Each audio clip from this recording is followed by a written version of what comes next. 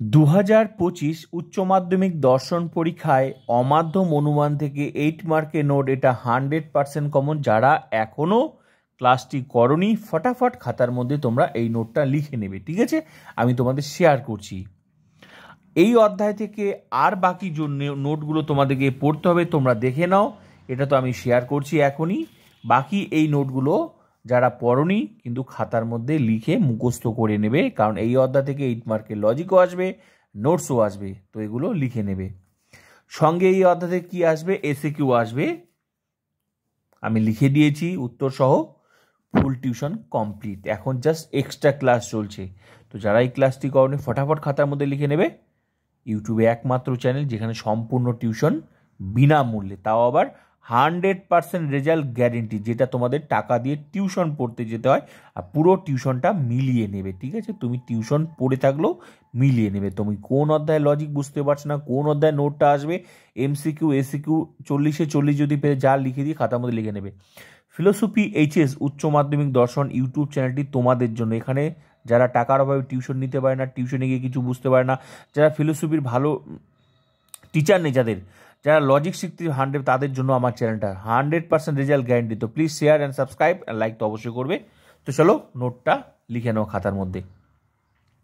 বস্তুগত বিবর্তন কাকে বলে? বস্তুগত বিবর্তনকে কি প্রকৃত বিবর্তন বলা যায়? বিবর্তনকে অমাধ্যম অনুমান বলা হয় কেন? উত্তরটা তোমরা দেখে নাও। যে বিবর্তন প্রক্রিয়ায় প্রদত্ত বচনের আকারগত বিবর্তন না করে তার অর্থের উপর বিশেষভাবে নির্ভর করা হয় এবং বাস্তব অভিজ্ঞতার সাহায্যে প্রদত্ত বচনটিকে বিবর্তিত করা হয়, তাকে বস্তুগত বিবর্তন বলে। খুব সুন্দর করে লিখে দিয়েছি, দেখলেই তোমরা পারবে। যেমন আলো হয় সুখদায়ক, এই বচন বিবর্তনীয়। অন্ধকার হয় কষ্টদায়ক, এই বচন বিবর্তনীয়। এই সিস্টেমটাকে বলা, এই যে দেখলে সুখদায়ক কষ্টদায়ক, এইভাবে এটাকে বলা হয় বস্তুগত বিবর্তন, ঠিক আছে? এখন প্রশ্ন হলো, প্যারা চেঞ্জ, এখন প্রশ্ন হলো, যেভাবে লিখেছি সেভাবে খাতার মধ্যে লিখবে। এখন প্রশ্ন হলো, বস্তুগত বিবর্তন কি যথার্থ বিবর্তন বলে গ্রহণ করা যাবে? বস্তুগত বিবর্তনকে কি যথার্থ বিবর্তন বলে গ্রহণ করা যাবে? উত্তর হবে না। কিন্তু বস্তুগত বিবর্তনকে কেন যথার্থ বিবর্তন বলা যাবে না,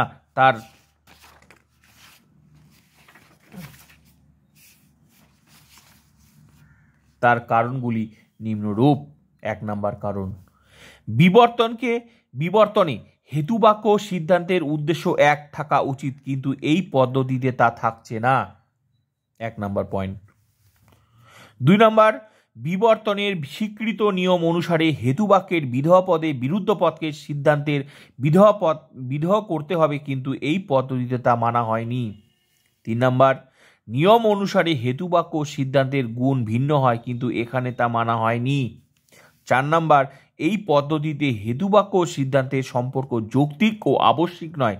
সুতরাং প্যারা চেঞ্জ করে লিখব, সুতরাং বস্তুগত বিবর্তনের ক্ষেত্রে বিবর্তনের নিয়মগুলি যথাযথভাবে পালন করা হয়নি, তাই বস্তুগত বিবর্তনকে প্রকৃত বিবর্তন বলা যায় না।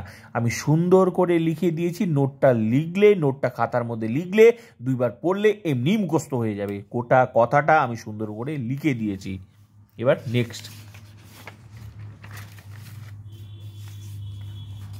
বিবর্তনকে অমাধ্যম অনুমান বলার কারণ। বিবর্তনকে এক প্রকার অমাধ্যম অনুমান রূপে গণ্য করা হয় এই কারণেই যে এক্ষেত্রে সরাসরিভাবে একটি মাত্র যুক্তিবাক্য ব্র্যাকেটে বিবর্তনীয় থেকে সিদ্ধান্তটি ব্র্যাকেটে বিবর্তিত প্রতিষ্ঠিত হয়।